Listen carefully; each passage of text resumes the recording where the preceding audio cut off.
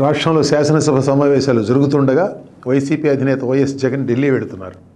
అక్కడ ధర్నా చేస్తారట. ఆంధ్రప్రదేశ్లో జరుగుతున్న అరాచకాన్ని 10 మంది ముందు పెడతారట. 50 రోజుల కిందట ఏర్పడిన ప్రభుత్వాన్ని రద్దు చేసి రాష్ట్రంలో రాష్ట్రపతి పాలన పెట్టాలని డిమాండ్ చేస్తారట. 175 మంది శాసనసభ్యుల అసెంబ్లీలో 164 మంది సభ్యుల బలంతో ఏర్పడిన సర్కారును రద్దు చేయాలి, రాష్ట్రపతి పాలన పెట్టాలి. ఎవరు ఈ డిమాండ్ చేస్తున్నది? 5 ఏళ్ల పాలన తర్వాత 11 మంది సభ్యులను మాత్రమే గెలిపించుకోగలిగిన జగన్. ఎన్నికల ముందు వైనాట్ 175 అన్న జగన్. ఇది మనకు ఏం చెబుతున్నది? ఏం చెబుతున్నదో అర్థం చేసుకోవాలంటే ఓటమి తర్వాత జగన్ స్పందించిన తీరును గుర్తు తెచ్చుకోవాలి. పంచిన డబ్బులన్నీ ఏమైపోయాయి అన్నారు ఆయన. బటన్ నొక్కుడు తాలూకు డబ్బులు ఓట్లుగా మారకపోవడం ఏమిటని దాని అర్థం. తర్వాత ఈవీఎంల ప్రస్తావన కూడా తెచ్చారనుకోండి, కానీ కీలకమంతా బటన్ నొక్కుడులోనే ఉంది. మీరు గుర్తు తెచ్చుకోవాల్సిన ఒక ముఖ్యమైన విషయం ఏమంటే 2024 ఎన్నికల్లో ఆంధ్రప్రదేశ్ ప్రజలు ఇచ్చిన తీర్పును శిరసావహిస్తున్నామని జగన్ ఇంతవరకు అనలేదు. శిరసావహించక చేసేదేముంది? మళ్ళీ ప్రత్యేకంగా ఆ మాట అనాలా అని మీరు అనుకోవచ్చు. ప్రజాస్వామ్యంలో కొన్ని మర్యాదలు సంప్రదాయాలు ఉంటాయి. ఎవరైనా కానీ వాటిని గౌరవించాల్సిందే. గౌరవిస్తారా లేదా అన్న దాన్ని బట్టి అవతలి వారి ప్రజాస్వామిక అర్హతలను మనం అంచనా వేయవచ్చు. గత 5 ఏళ్లలో జగన్ అందించిన పాలన ప్రకారంగా చూసినా, అధికారం చేజారిన తర్వాత ప్రవర్తిస్తున్న తీరు చూసినా ఈ అర్హతల స్కేలులో ఆయన మొదటి అంకె దగ్గరే ఆగిపోతారు. ఓటమిని జీర్ణించుకోలేకపోవడం అనేది జగన్ మెంటల్ మేకప్లో భాగం. దాన్ని మనమేం చేయలేము. ఆ మాటకు వస్తే అతనే ఏం చేయలేడు. రాజకీయాల స్వరూపం ఏమిటో, రాజకీయాల లక్ష్యం ఏమిటో, పొలిటిక్స్ ఫిలాసఫీ ఏమిటో జగన్కి తెలియదు. అతనికి తెలిసిందల్లా రాజకీయాల లక్ష్యం డబ్బు సంపాదన. చేతిలో అధికారం అంటే సంపద పోగేయడం మంచినీళ్ళ ప్రాయం. ఆ అధికారం చేతికి చిక్కాలంటే రాజకీయాలు కావాలి. అందులో కూడా తానే అగ్రభాగాన ఉండాలంటే ఆ రాజకీయాలను తానే శాసించాలి. అలా శాసించాలంటే ఆ రాజకీయ పార్టీకి తానే సర్వాధికారి కావాలి. ఈ లెక్క ప్రకారం రాజకీయ నిర్వహణకు, నేర సామ్రాజ్యం నిర్వహణకు తేడా లేదు. రాజకీయాలు చేయడం నేరాలు చేయడానికి అడ్డదారి. గత 5 ఏళ్లలో జగన్ నేతృత్వంలోని ప్రభుత్వం కింద అటు వైసీపీ నేతలు ఇటు అధికారులు యథేచ్ఛగా నేరాలు చేస్తూ పోయారు. ఇసుక, మట్టి, మద్యం, భూములు, ఖనిజాలు ఒకటేమిటి, ఎందులో డబ్బు ఉంటే అందులో నేరాలు ప్రజ్వరిల్లాయి. నేరస్తులు పండగ చేసుకున్నారు. అధికారం చేజారిన తర్వాత జగన్ మొదటిసారి బయటకు కదిలింది హత్యాయత్నం అభియోగం కింద జైలులో ఉన్న అనుచరుడు పిన్నెల్లి రామకృష్ణారెడ్డిని పరామర్శించడం కోసం. రెండవసారి బయటకు వచ్చింది హత్యకు గురైన ఒక రౌడీ కుటుంబాన్ని పరామర్శించడం కోసం. ఇది కాకతాళీయమే కావచ్చు, కానీ జగన్ చేసే రాజకీయాల స్వరూపాన్ని మనకు చూపెడుతున్నది.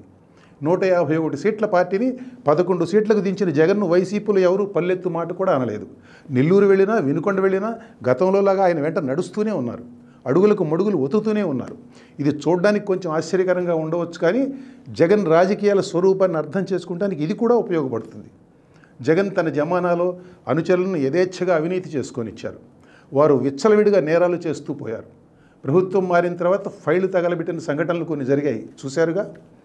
జగన్ ఏలుబడిలో రాజకీయాలు ఎలా నేరమయమైంది, దీనిని బట్టి కూడా మనం అర్థం చేసుకోవచ్చు.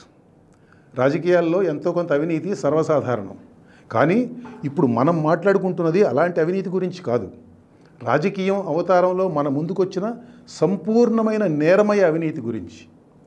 చేసిన అవినీతి ఛాయలు లేకుండా ఆనవాళ్లను దగ్ధం చేస్తున్నారన్న మాట వింటే మీకు ఏమనిపిస్తున్నది? ఏదో మాఫియా సినిమా కథ వింటున్నట్టు లేదు.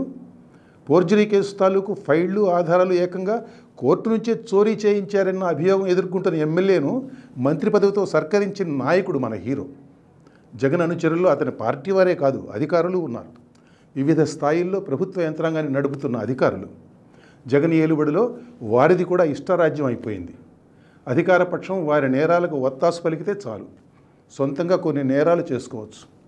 జగన్ ఘోర పరాజయం పాలైన తర్వాత కూడా జగన్కు కొందరు అధికారుల మద్దతు లభిస్తున్నదంటే దానికి అదే కారణం. ఫైళ్ల దగ్ధం వంటి బయటకు కనపడే ఘటనలు పక్కన పెట్టండి, సీక్రెట్గా జగన్కి ఎంతమంది సహకరిస్తున్నారో మనకు లెక్క తెలియదు. 5 ఏళ్ల పదవీ కాలంలో జగన్ ఇలాంటి యంత్రాంగాన్ని చాలా జాగ్రత్తగా నిర్మించారు. ఇప్పుడు ఆ యంత్రాంగం కూటమి ప్రభుత్వానికి వారసత్వంగా సంక్రమించింది. ఈ పరిస్థితిని ఎదుర్కొనేందుకు కూటమి ప్రభుత్వం ఏమి చేయాల్సింది, ఏమి చేస్తున్నది మాట్లాడుకోవడానికి ఇది సందర్భం కాదు.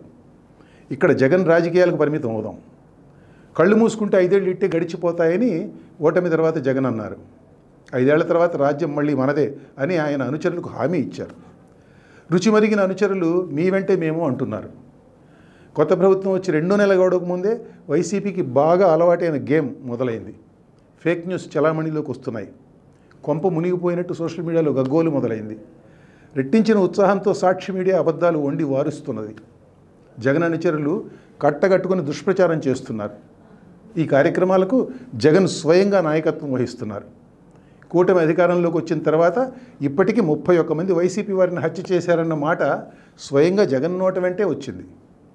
రాజకీయ హత్యల సంగతి అలా ఉంచండి, ఏపీలో గత 50 రోజుల్లో మొత్తం హత్యలే 31 లేవు.